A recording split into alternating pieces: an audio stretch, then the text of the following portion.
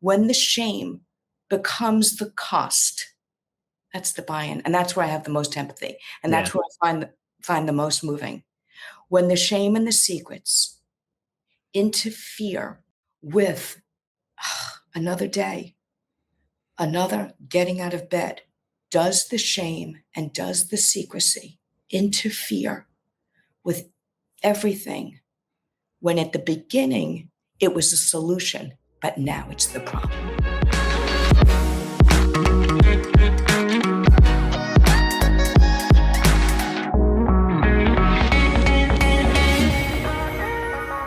So Dayle, this is I'm going to have you tee up this conversation. I'm going to tell the audience real quickly why I was so excited about it. I believe in conviction so deeply, which is kind of funny because the word almost means that. But I really believe it's the key to recovery. I believe it's the key to success in pretty much any area of your life. If you're not convicted, I think you're doing whatever you're doing at a fraction of what you could do it at. So if saving your marriage or recovering and getting these compulsive behaviors out of your life is important to you, conviction is so necessary. Here is the challenge, though, and I love that you proposed this topic because guys like us we are just dangerous and a pain in the ass to be with. Let's just be honest. We reek of entitlement, and the kind of capitalistic world more or less praises us for being that way, and in many ways makes us that way, wants us to be that way. I would say, narcissistic traits. When you look at the actual categories of NPD, while none of my guys have it. Shoot, when I read those, I'm like, ugh, I don't know, man. I definitely act that way quite often. There's a lot of grandiosity, a lot of me, my, and my thinking. This is just in successful male culture. It's taught. It's we kind of geek out on each other with it. It's like, oh yeah, look at us, we're so awesome. But again, that's not conviction. And I think we need to be very careful understanding the difference between the two. And especially for today's topic, what that has to do with recovery, relational healing.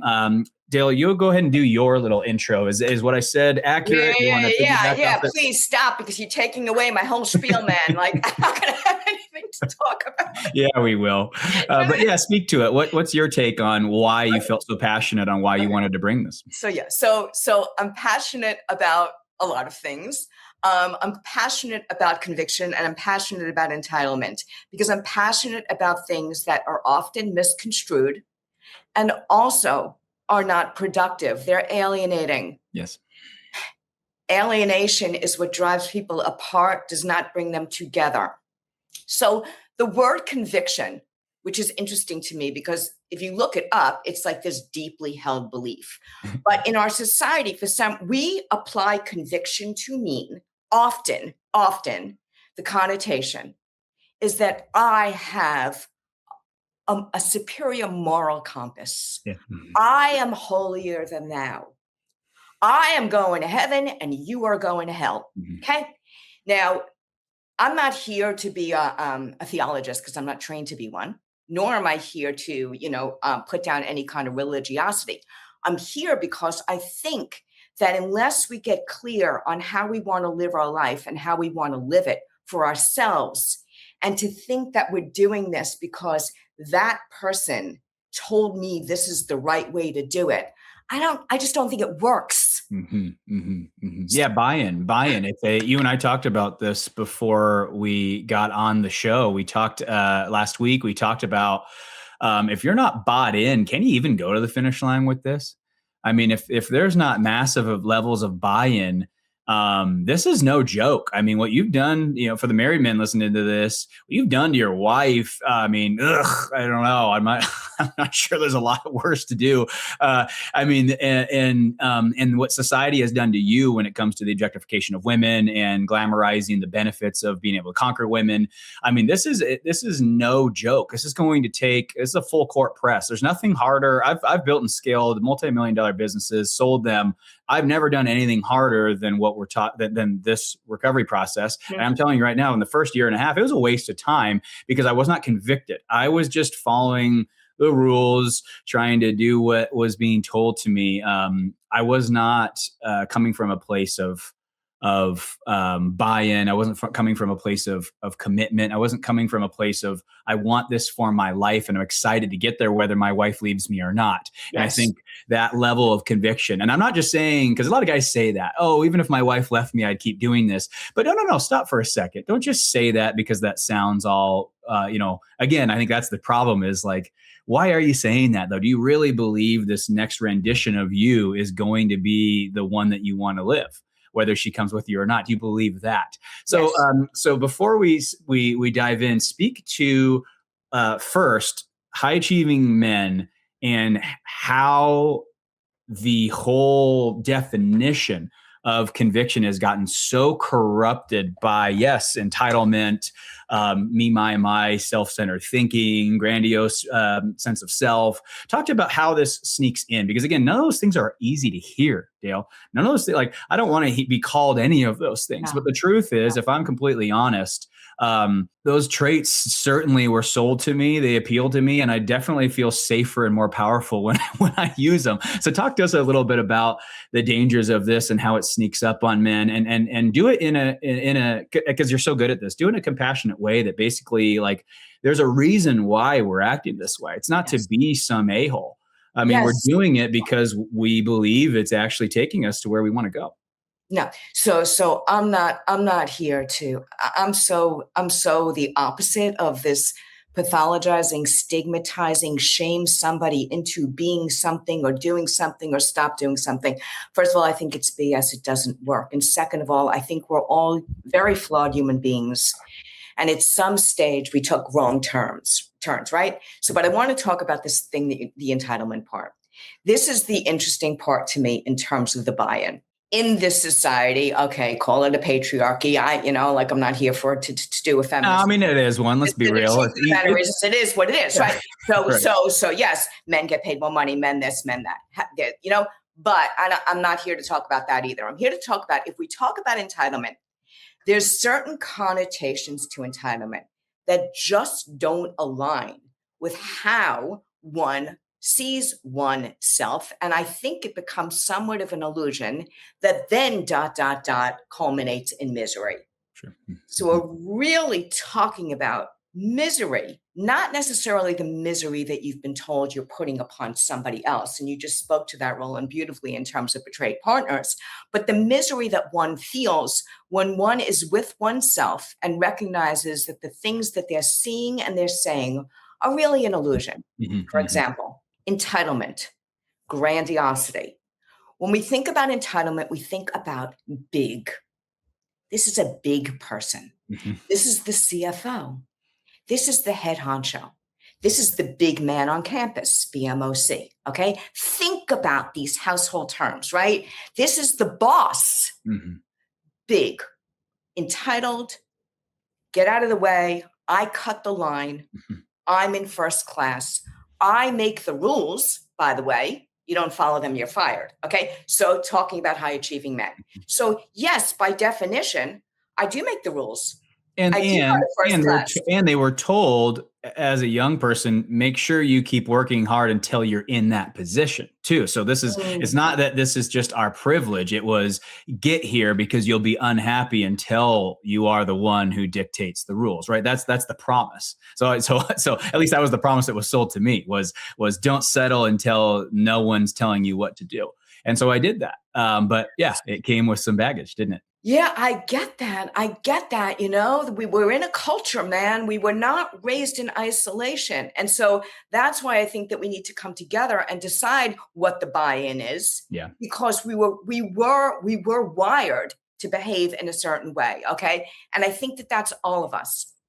In terms, though, of the contradiction, what I see is the problem with the entitlement is that even though it's termed as grandiose and big, and I am the big man on campus, in actuality, if you break it down, compared to conviction, it's rather small.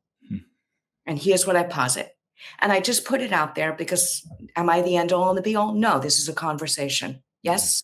Okay. And I so welcome debate because I think that that's what we need to have, respectful debate. Entitlement comes down to it. It's actually very small. It's short-term gratification. I want this. I want this now. Okay.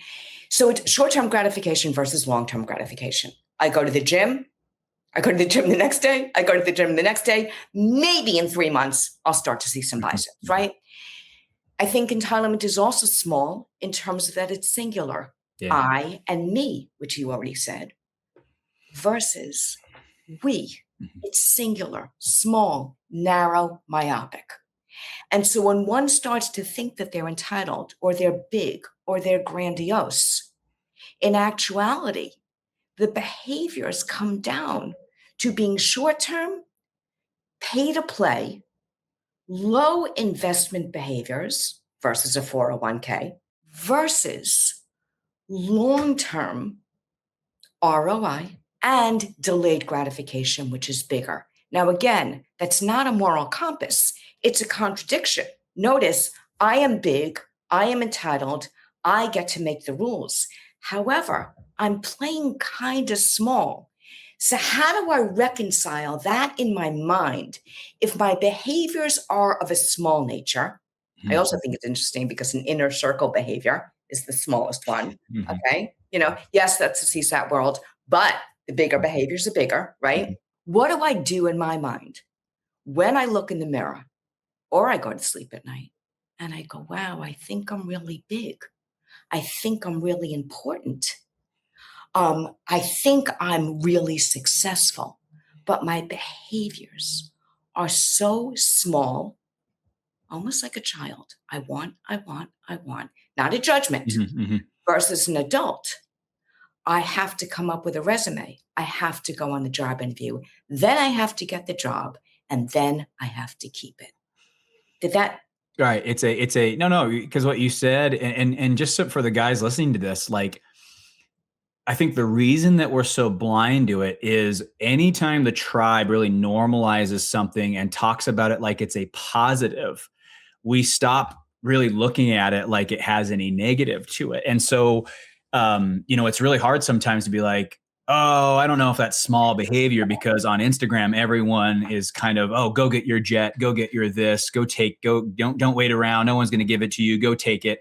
So, but again, I think we're talking about really two different things here. This, are those influencers talking about your wife? Are they talking about integrity? Are they talking about, so again, we're not judging, demonizing, polarizing. It's just understanding that when you think about your life, your success, your pleasure, your accomplishments, your future, what you have, what you've done, if that is hogging your thinking, I mean, come on, guys. For a lot of you listening to this, you guys have kids and have had, that's kind of what a 3-year-old, 4-year-old, you guys remember 5? It's like, it's a really annoying age because they haven't quite gone to school and been humbled yet.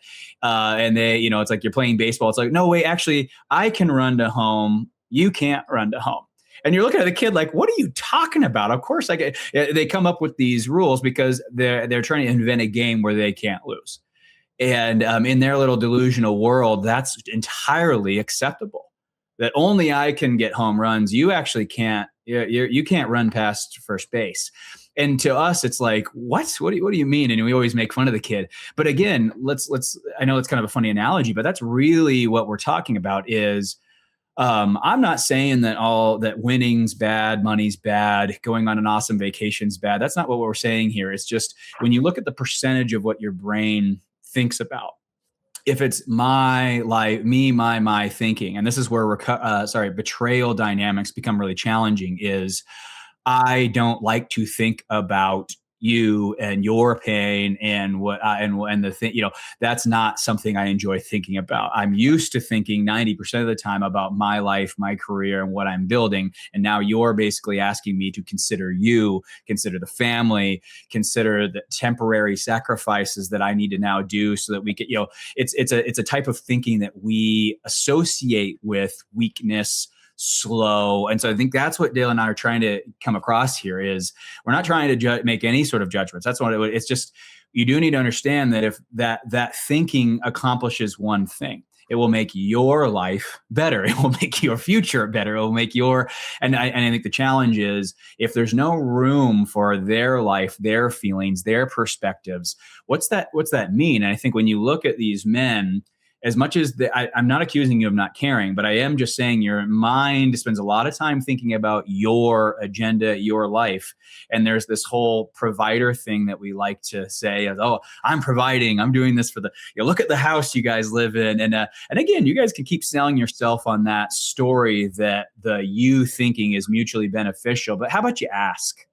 How about I think that's the problem is, again, isn't that coming right back to the same thing, Dayle? Like, look at everything I provide. I mean, isn't that basically saying subscribe to my definition of being a good father, it's basically like, don't discredit me because look at all I've done. Whereas when you ask them, my wife told me the same thing. She said, I could give away all of this if it meant that you didn't do what you did to me. Yeah. So I hear that. And it's like, I think that that's all well and good. And that it would be very, very easy for anybody listening to be like, yeah, intellectually, I get that. I get that. But I also, when I want to do this, I want to do this. And it comes down to, I don't know that it's going to work it would be great to do it for somebody else. Yes, it's great to do things for your kids, put away their college tuition, right? In order to make sure that they have that. However, I do think that the buy-in has to be between Correct. me and me. So bridge the gap then there, because that's really what we're talking about is like, I love this. I love the way you chose to do this, Dayle, because it's like, we still need conviction. So it's like, okay, but here we are. We're asking you to drop these things. So try to articulate to the audience how do we drop small thinking while staying big?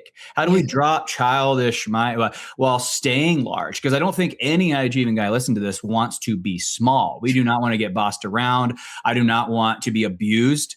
I think the leash for a lot of the betrayed partner behavior is way too long. I think it does fall into, I think if a guy was doing that, regardless of what somebody did to them, it would be called abusive. Absolutely. Mm-hmm. And so I think we're not asking you to just sit there and take it and be belittled and become a shell of yourself. Reconcile that though, because oftentimes it does feel like that's what's being asked, but that's not what's being asked. So how do we bridge the gap from small thinking to childish thinking to staying big and staying convicted? Help us heal this misalignment from entitlement to conviction.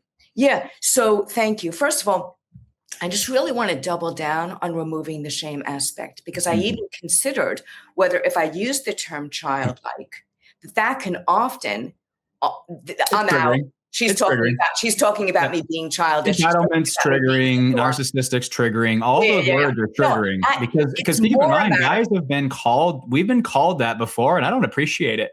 I don't like when you call me a narcissist. I don't like when you say that I'm acting childish. These are hard things to hear. But what I'm saying to the guys listening to this is, guys, we are. I mean, I'm not meaning to attack you. It's just the thing that's been sold to us in successful male culture is a very selfish, small, limited lane of thinking. It's just the nature of it. I actually really appreciate it, and I think it's helpful to bring in one's kids, because at the end of the day, a lot of guys are like incredible parents. The kids see the presents under the tree.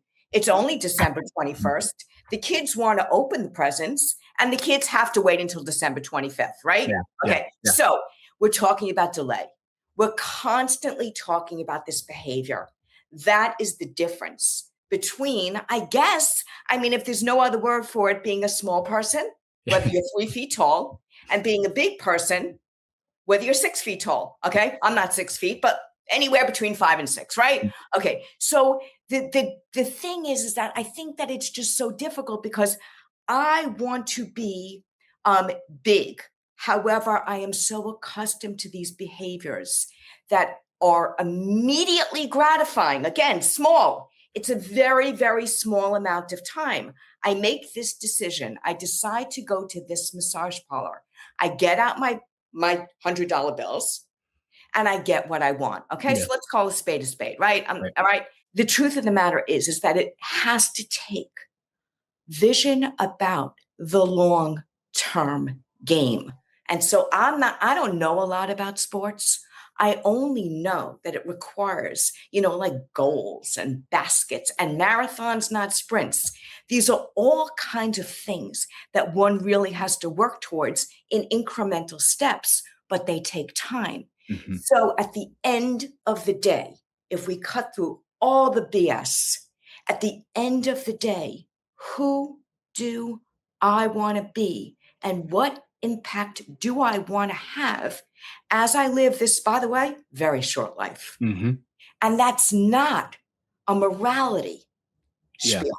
That has Right. nothing to do with morality, because I'm not here to preach morality. I'm not a preacher. I'm not a rabbi.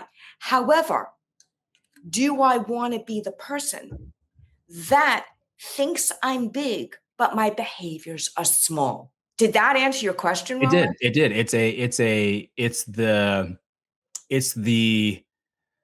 It's a conundrum I think we find ourselves in life quite frequently, right? It's Yeah. this reconciliation between two truths. And I think the thing that makes it the hardest in our world today is that there is just such an emphasis on excellence, superiority. And so I think, I think that often wins, because it's like, if I'm hearing a very small group of people, my wife, my CSAT, these people are telling me to subscribe to something, and then the masses are telling me to go do this. Now, again, I don't think we need to see it as that. I think that's another problem with high achieving men, is black and white thinking.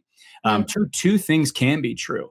mm, You can be into integrity 99.999% of the time, except for your sexual acting out. That can be true. And 0.001% chance of cheating. If you told a woman that on the first date, she would just get in her car and leave and not continue the date. So both can be true. It can be a very highly, can you guys imagine saying that, hey, I'm probably not going to cheat on you, but I don't know. There's certainly a chance. I'm not sure that she would continue the date. So that's where I think both things can be true. You can be in alignment a lot of the time, and you also can make a decision that makes somebody not want to be with you.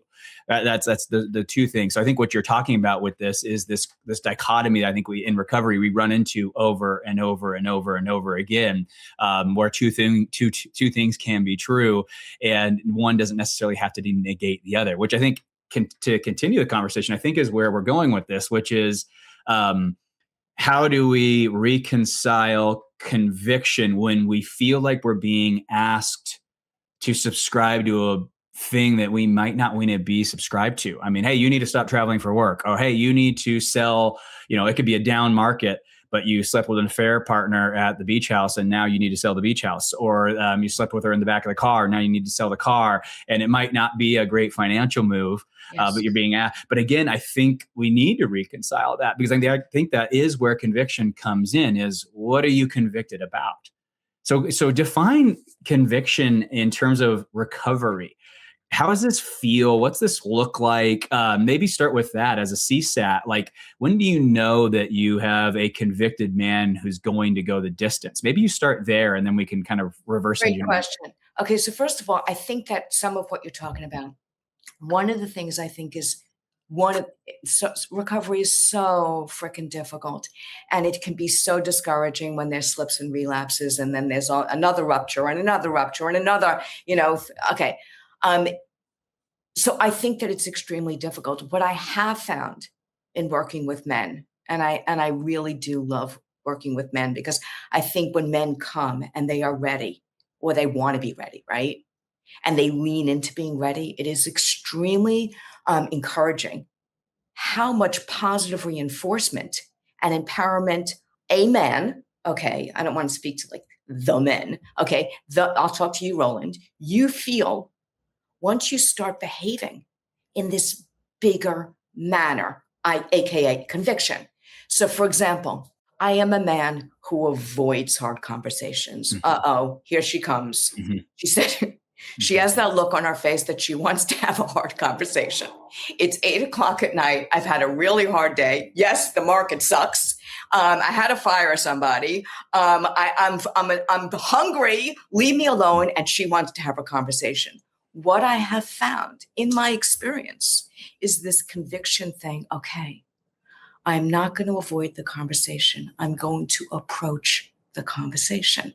Yes, not the comfortable choice. No, I want to have a drink. I want to have dinner. I want to sit in front of the TV. I want to go to bed, right? However, what I have found in my experience is that acting into that bigger behavior, the less comfortable one in the minute, and doing that again, and then doing that again, there's this kind of thing that comes to fruition. And I think rather quickly. I don't even think it takes a really long time. It's like ding, ding, ding. That felt good. I leaned in a fashion where I felt like I was a grown-up. I didn't run away. Mm-hmm. I didn't say, I don't want to have this conversation, or I didn't lie because the truth would have led to a bigger conversation. There's something that happens to one's self-esteem, and it's not comfortable. However, I don't even think that it takes years. Mm-hmm. I've actually seen it happen in months. Mm-hmm. Mm-hmm. I have chosen the more difficult thing tonight. Maybe if I choose that again tomorrow, and I hope I'm answering your question. You are, yes. In conviction. Maybe choice, conviction, choice, conviction, choice, conviction. If I choose that again tomorrow, now is it going to go well? Maybe not necessarily. Maybe his wife's going to act like an asshole, right? Maybe she's just going to bust his balls even more. Mm-hmm. However, again, I'm talking about how I, Dayle, you, Roland, how I want to be in the world. Yeah. So I can't control how she's going to react Correct. to me.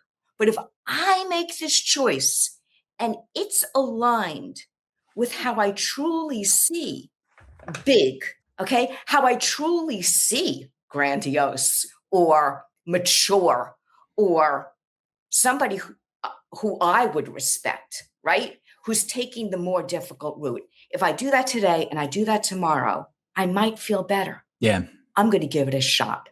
I do think the way you said it, I like your definition, because when I am, at a work conference and I go to the happy hour after the happy hour, and I can sense that there is a level of intoxication that's high, and I decide to go back to my room, order room service, and watch some Netflix. As boring as that is to so many of my parts, there's a part of me that is just like, man, I like that I'm that guy. I like that I come in, assess the situation, and choose the long-term play versus the petty short-term one of, I can't miss out on, what the connections that I could make there, right? That in all reality, if I really want to make the connection, can I talk to him tomorrow? Can I, I could shake his hand and say, hey, I'd love to jump on a Zoom. Isn't there alternatives where maybe us not being drunk could actually just, I start buying into this other avenue of. Oh, totally. And I don't have to wake, since you're talking about alcohol and knocking down shots and turning away from that and not doing that, I don't have to wake up tomorrow and I don't have to say, yes. Oh my God. Right. Oh, what did I say? I can't believe, right. Exactly. It's this misalignment. And I do think to your point, that's how, so I have two follow-up questions. And I'll try to remind you of one, because I'm sure we'll forget about the other one. One is, do you think that conviction, in terms of having it kind of take over your being and kind of become a North Star, if you will, isn't it probably just like everything else? The more we feel it, the more we start to feel the difference between non-convicted decisions and convicted decisions, and how good it feels to make convicted ones. And just like a lot of things, we start just choosing that road more often. Or is there more to it? And then my second question is, and I want you to answer this one first. Why do we see waning conviction at there's a certain mark, and I see it all the time with men. There's a ton of conviction in the beginning. They go through the process. Why do we start to see some really challenges with conviction? I would say it usually is around the 1.5 mark. And then, why do we usually see it start to trickle in at year 1.5, year 2, year 2.5, year 3? Why do we all of a sudden start to see a fall off? Because it's like, okay, hold on. Now we just saw this super convicted guy. What is it, do you think, that causes that to wane? Oh, such a great question. And I think obviously there's many factors, so maybe it's better not to say one thing, but maybe say a list of things. But it's such a great, and I think that that pretty much everybody struggles with it. It's like the I did. quintessential, Absolutely. oh Yeah. my God, That it's like became more of the New problem. Year's At resolution. year 3, I was the one in therapy saying, I don't know. I think I'm done with this. For real. I'm not joking. I'm good. But no, for real. There was so much contempt on my side for how it was treated. I was just like, you know what? I don't know. I'm not really into it anymore. I don't know. I love you. I'm not in love with you. A bunch of just hard things to hear. I'm like, I'm not really attracted to you sexually right now. Right. It's just conviction gone. So I'm just disclosing this to the guys listening. Yes. I was absolutely there. Yeah. Yes. No, and I was just going to say that I just wanted to normalize it, psychobabble stuff. I mean, in the sense that on January 1st, everybody has these grandiose New Year's resolutions. And come March, it's like, what New Year's resolution, right? So you're talking about the 18-month mark. And for you, you're talking about the 36-month mark. But I think that for some people, it's the 3-month mark. And everybody struggles on a different level. And obviously, we're not creating an arithmetic equation about harm, lack of harm, degree of harm, because I don't want to do that. That's like a judgy kind of place. Right. Waning conviction is what you're talking about. And I think it's very difficult. And I think it's a reality because it's not an if, it's a when. Look, let's just really call a spade a spade. There is nobody that doesn't get to a place where their conviction about something wanes. Yeah, that's true. That's true. Anything. I don't even, anything. That's why I want to take the shame out of all this shit, because the truth of the matter is that it's very difficult to walk the walk, right? And so in terms of waning conviction, I think it always comes down to cost benefit. It really freaking does. And does that mean that one's not going to be fed up? Because the truth of the matter is that the cost benefit can feel like the cost is so high and the benefit's so low. I'm doing everything right, and she's still telling me I'm not doing enough. Well, I have my thing I said was, I have a wife, but I don't have a wife. But I also can't go get another one that feels like a wife because she doesn't appreciate it. So it's like I'm trapped in none of my needs are getting met. They haven't been met for 3 freaking years. It's just but I also can't go get another one because that would be infidelity, so it's just like, oh my gosh, and that's, I think, when it does, it's like, okay, now what am I doing now at this point, right? I think you worded it so well. Was that what you were talking about? Yeah, well, I think that's what I was talking about. Well, I think it sounds like I was just trying to bring in a practical context, because no, and I love how transparent you're being, Roland. It's really, really beautiful. It's just it's incredible recovery to be able to be this genuine, and I there's a lot of grace for that. Truly. I think, again, I don't think that there's an easy answer, but I don't want to dodge the question because I'm not a dodger. So hitting it head on, it always comes down to, who do I want to be? Because when I wake up in the morning, and this big word integrity, that everybody's throwing it around, and this one has integrity and this one doesn't have integrity. And I love integrity because if we're misaligned, we feel like shit. Okay. It's just the bottom line. We just do. Right. And so if we're misaligned, we feel it's like the car. You have to fricking bring it in because it's not running properly. And so the waning conviction has to come back. I think it actually has to come back to groups. And I do think that it has to come back to whatever you're in.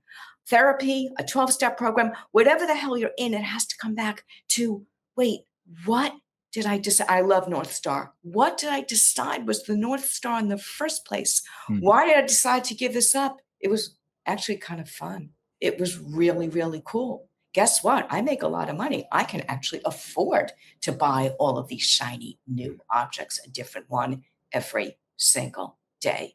And that's a lot more fun than the one that I've had for 13 years, right? Bottom line. However, if I do these shots right now, and then I start talking to all those people that I want to impress, I'm going to wake up tomorrow and I'm going to feel disgusting about myself. So when you're talking about the waning part, it's always for me, and I talk to guys about this all the time, but it's hard. But I think we're all faced with this. Am I going to have another piece of pie? It's all about delay. It's so basic. I don't even think I'm saying something that I think is going to be so freaking, impressive. If I don't do this now, it's really possible it's going to pass. Do you agree? Yeah, and this leads me to another question. I'm really curious how you're going to answer this.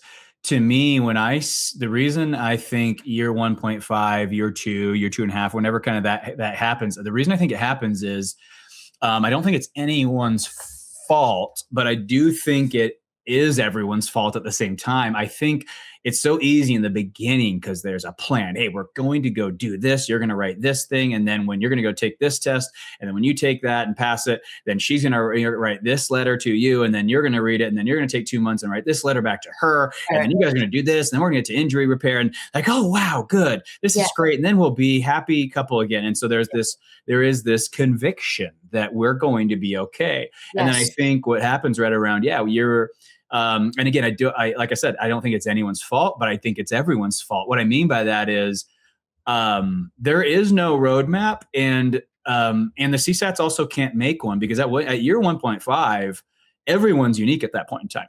None of the couples, none, and I mean this, none of them are even remotely in the same. I mean, it is going to require a totally unique arsenal for every marriage. And that's why I say I don't think it's anyone's fault, because you're truly having to invent a new treatment plan with every single couple that has nothing, that could look night and day different than the last couple.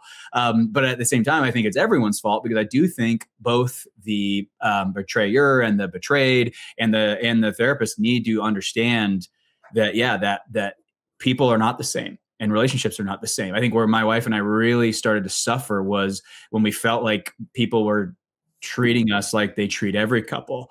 And then we would go, and then finally we'd be like, oh my gosh, I think we need to find a new therapist. This is just going nowhere. And then we'd find a new therapist and we'd be like, okay, I think this will work. And then same thing. It feels like we're falling into it. It's just like, no, you don't get it. Like, we're madly in love. That's not the issue. Like, we want to freaking make this work. It's just like, I just don't, it's just, and I'm like over here, I feel this and this and this. And I hate this freaking marriage because this just sucks. Yes. And then she's over there saying, I can't trust him again. I can't let him go do this again because it feels yucky, and I shouldn't have to feel yucky every time and so it wasn't like we disagreed with each other. We were coming to the helpers to say, help us find a plan and the problem was there was just never really light at the end of the tunnel. It was just this washing machine of shit.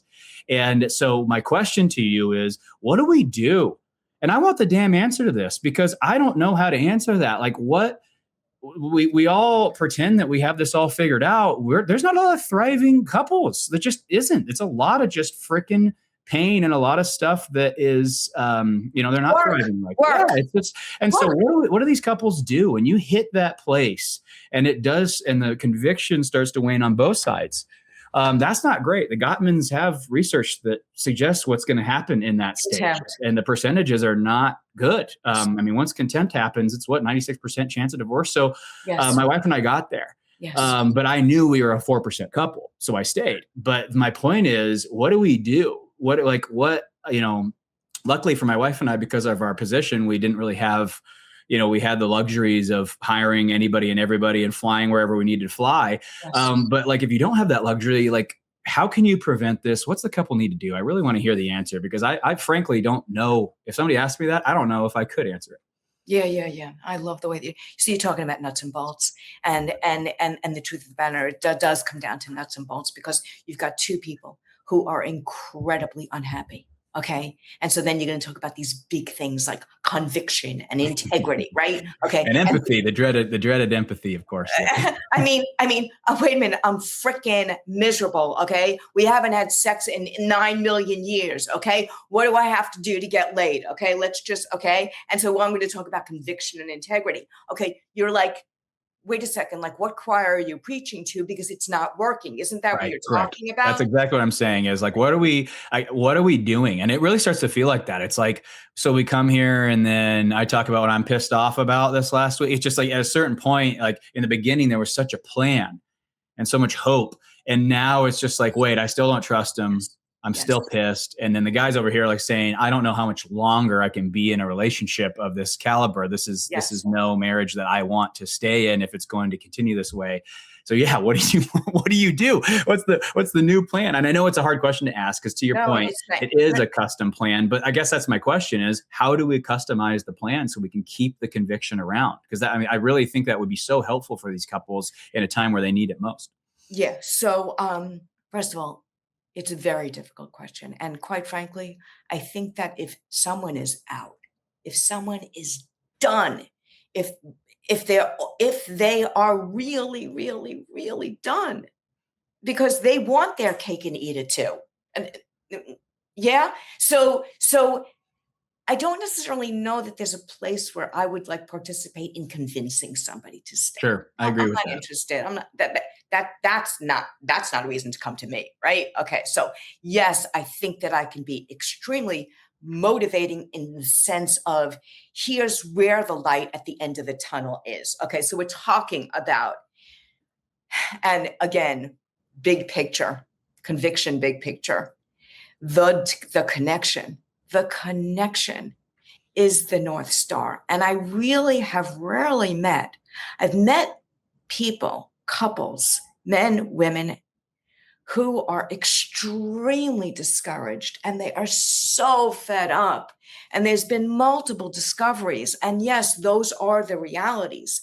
However, if the light at the end of the tunnel is, I actually have moments, I have glimmers of this person, why I chose him or her in the first place. Mhm. And I believe that that person still at their core exists. And I believe that that person truly wants to become more of that more consistently. Then I will continue to buy in.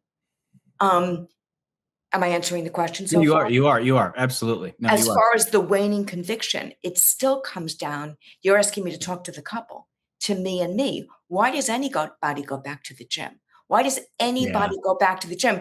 Why does anybody put away the bag of potato chips before they finish it? Because the cost far outweighs the benefit. So Yes. you're asking me, what is the benefit? The benefit has to be, and this is, this is where I really try to get to the nuts and bolts. The benefits, I believe that the benefits are there unless, Roland, unless they are clearly buried, dead, and gone. Yeah, sure.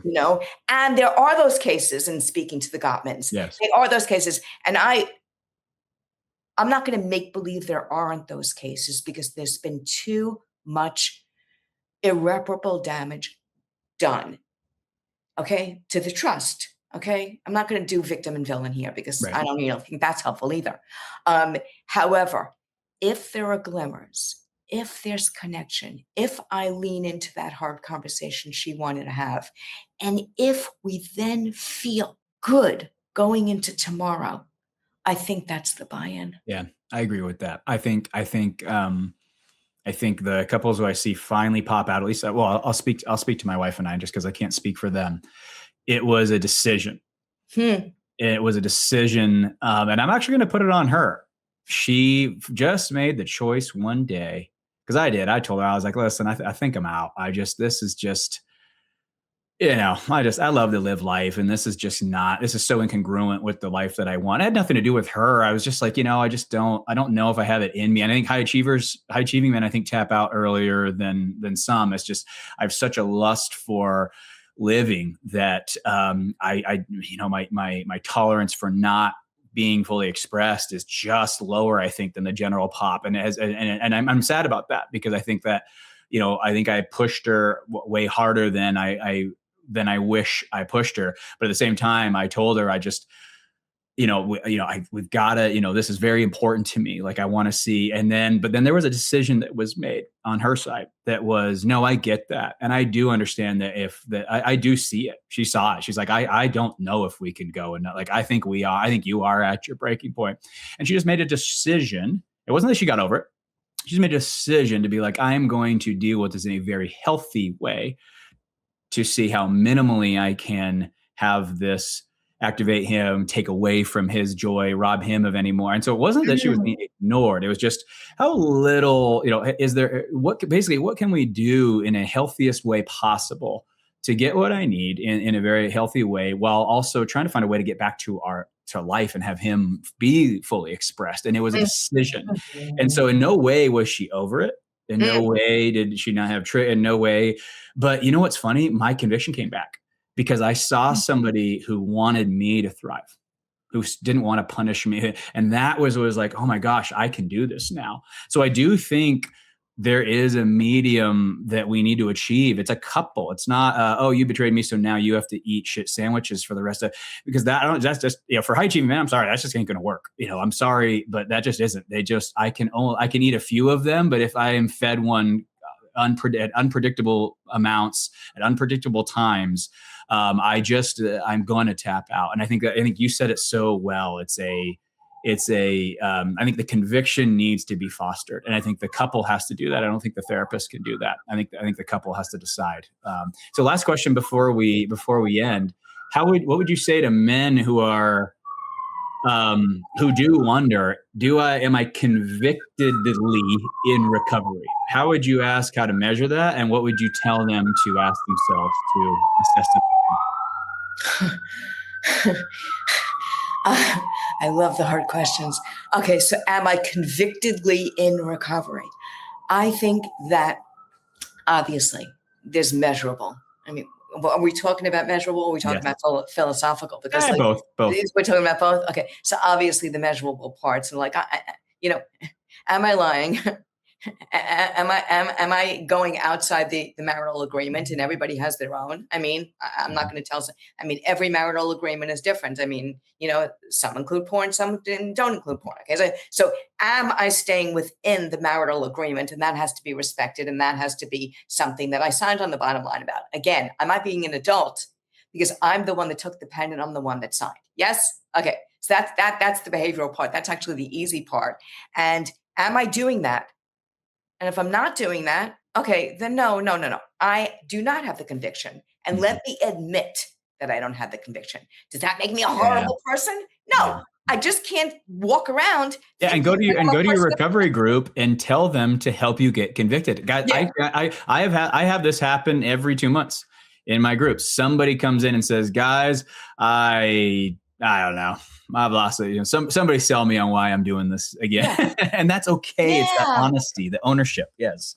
Yeah. And then as far as the philosophical piece, and this is where my, empathy. I mean, it's true though, because as much passion as I have is my endless well of empathy, because I truly, truly do. And I became a partner specialist before I became a CSAT. So I didn't even know that I had this kind of empathy for addicts. It actually was a surprise to me, being perfectly honest, and a very welcome surprise. But the empathy is more for, oh my God, the shame.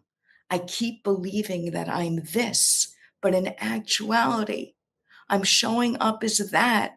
Mm-hmm. And that just feels like shit. And I can make believe it doesn't. I can walk into the boardroom. I could sit at the head of the table. I can make believe that I have my shit together and that I walk the walk and talk the talk. However, between me and me, I just generally don't feel that way. So when the shame, from a philosophical and from a practical point of view, when the shame becomes the cost, that's the buy-in. And that's where I have the most empathy. And that's where I find the most moving. When the shame and the secrets interfere with another day, another getting out of bed, does the shame and does the secrecy interfere with everything, when at the beginning it was a solution, but now it's the problem? Yes, well said. Very well said. I think that's the determining where you are on that spectrum. And guys, it is a spectrum. So understand, it's not that you have conviction or don't have conviction. It's, there's been time, and I know all of the guys can resonate with this. There's been a time where you felt that strongly, and the right thing was without question the thing you want. And then there's times where the right thing's harder in the face of short-term gain, yes. Right? And so we all know that, right? It's a spectrum. Yes. Now, last question, Dayle.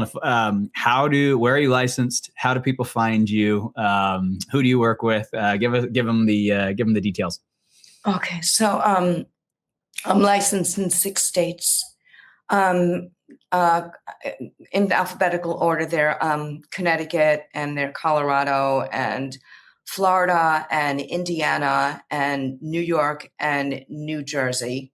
I think that was all of them. Yep. Mm-hmm. And I have an email and I have a phone number and I have a website and everything. I'll put those in the show. I'll put those in the show Easily notes for people who need to find them. Yep. Well, this was such a great conversation. Thank you so much for joining us today. I think conviction is the key to recovery, and I think you hit a nail on the head. If you're going to go the distance with this thing, you can't do it without conviction. So thanks for your time. Thank you so much for having me.